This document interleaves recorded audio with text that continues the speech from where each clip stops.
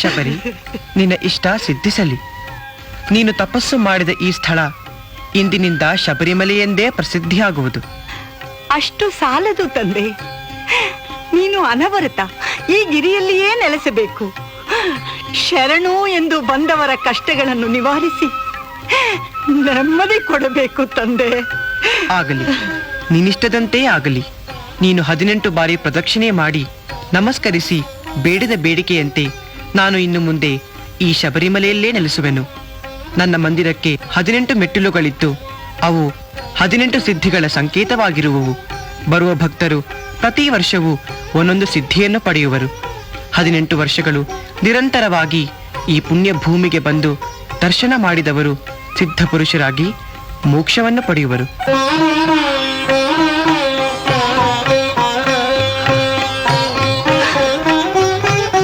ಹರಿಹರ ಸುತನೆ ಅಯ್ಯಪ್ಪ, ಅನಾಥ ರಕ್ಷಕನೇ ಅಯ್ಯಪ್ಪ, ಆಪತ್ ಬಾಂಧವನೇ ಅಯ್ಯಪ್ಪ, ಆಶ್ರಿತ ವತ್ಸಲನೇ ಅಯ್ಯಪ್ಪ, ಸತ್ಯ ಸ್ವರೂಪನೇ ಅಯ್ಯಪ್ಪ, ಕರುಣಾಸಾಗರನೇ ಅಯ್ಯಪ್ಪ, ಅನ್ನದಾನ ಪ್ರಭುವೇ ಅಯ್ಯಪ್ಪ, ಶಾಂತಮೂರ್ತಿಯೇ ಅಯ್ಯಪ್ಪ, ದೀನರ ಬಂಧುವೇ ಅಯ್ಯಪ್ಪ, ಲೋಕೋದ್ಧಾರಕನೇ ಅಯ್ಯಪ್ಪ, ಕರುಣಾಸಾಗರನೇ ಅಯ್ಯಪ್ಪ, ರಕ್ಷಿಸು ರಕ್ಷಿಸು. ಎಷ್ಟೋ ವರ್ಷಗಳಿಂದ ನಿನ್ನ ಆಗಮನವನ್ನು ನಿರೀಕ್ಷಿಸುತ್ತಾ ತಪಗೈದೆ.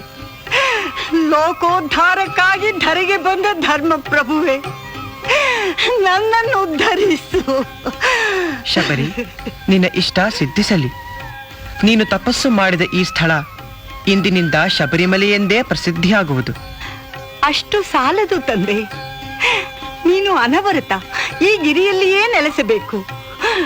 ಶರಣು ಎಂದು ಬಂದವರ ಕಷ್ಟಗಳನ್ನು ನಿವಾರಿಸಿ ನೆಮ್ಮದಿ ಕೊಡಬೇಕು ತಂದೆ.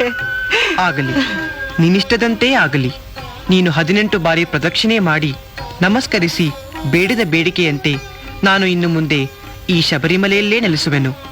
ನನ್ನ ಮಂದಿರಕ್ಕೆ 18 ಮೆಟ್ಟಿಲುಗಳಿದ್ದು ಅವು 18 ಸಿದ್ಧಿಗಳ ಸಂಕೇತವಾಗಿರುವವು. ಬರುವ ಭಕ್ತರು ಪ್ರತಿ ವರ್ಷವೂ ಒಂದೊಂದು ಸಿದ್ಧಿಯನ್ನು ಪಡೆಯುವರು. 18 ವರ್ಷಗಳು ನಿರಂತರವಾಗಿ ಈ ಪುಣ್ಯ ಭೂಮಿಗೆ ಬಂದು ದರ್ಶನ ಮಾಡಿದವರು ಸಿದ್ಧ ಪುರುಷರಾಗಿ ಮೋಕ್ಷವನ್ನು ಪಡೆಯುವರು. ಧನ್ಯಳಾದೆ ತಂದೆ, ಧನ್ಯಳಾದೆ.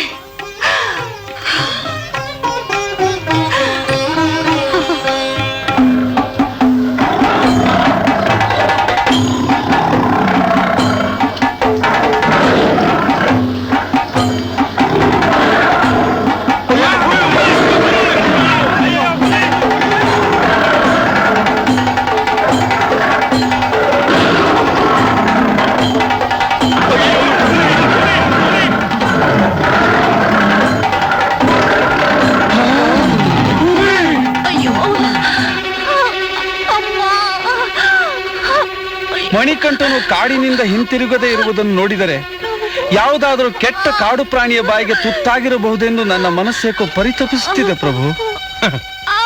ನಮ್ಮ ಮಣಿಕಂಠನನ್ನು ಯಾವ ಕಾಡು ಪ್ರಾಣಿಯೂ ಏನೂ ಮಾಡಲಾರದು. ಆತ ತನ್ನ ಕಾರ್ಯದಲ್ಲಿ ಜಯಶೀಲನಾಗಿ ಬರುವನೆಂಬ ಭರವಸೆ ನಮಗಿದೆ. ಪ್ರಭು, ಪ್ರಭು, ಮಹಾಪ್ರಭು, ನಮ್ಮ ರಾಜಕುಮಾರರು ಹುಲಿಯನ್ನೇರಿ ಅರಮನೆಯೊಳಗೆ ಬರುತ್ತಿದ್ದಾರೆ ಮಹಾಪ್ರಭು.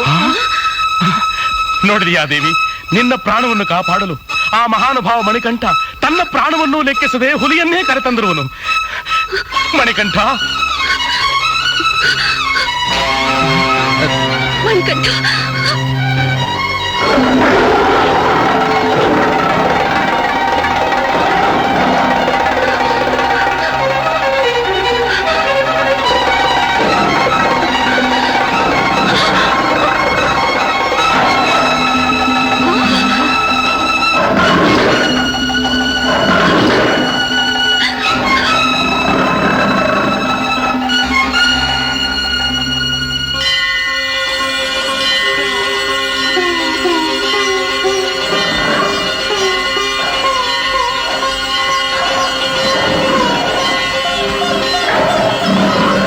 ವೈದ್ಯರೇ, ಹುಲಿಯನ್ನು ಕರೆತಂದಿದ್ದೇನೆ, ಹಾಲನ್ನು ಕರೆದುಕೊಳ್ಳಿ.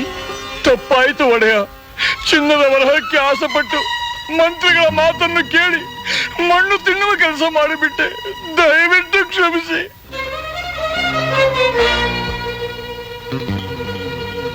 ಮಂತ್ರಿಗಳೇ, ವೈದ್ಯರ ಮಾತು ನಿಜವೇನು?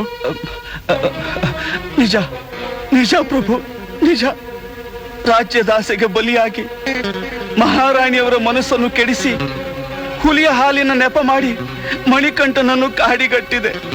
ನಾನು ಅಪರಾಧಿ ಪ್ರಭು, ನಾನು ಪಾಪಿ. ಬೇಕಾದ ಶಿಕ್ಷೆ ಕೊಡಿ, ಅನುಭವಿಸಲು ಸಿದ್ಧನಿದ್ದೇನೆ ಪ್ರಭು. ಮಣಿಕಂಠ, ನಾನು ನಿನ್ನ ತಾಯಿಯಲ್ಲ. ಕಂಡವರ ಮಾತು ಕೇಳಿ ನಿನ್ನನ್ನು ವಿಪತ್ತಿಗೆ ತಳ್ಳಿದ ರಾಕ್ಷಸಿ. ನೀನು ಸಾಧಾರಣ ಬಾಲಕನಲ್ಲ, ಧರೆಗಿಳಿದು ಬಂದ ಭಗವಂತ. ನನ್ನನ್ನು ಕ್ಷಮಿಸು. ಕೃಪೆ ಮಾಡಿ ಆ ಹುಲಿಯನ್ನು ಕಾಡಿಗೆ ಕಳುಹಿಸಿಬಿಡು.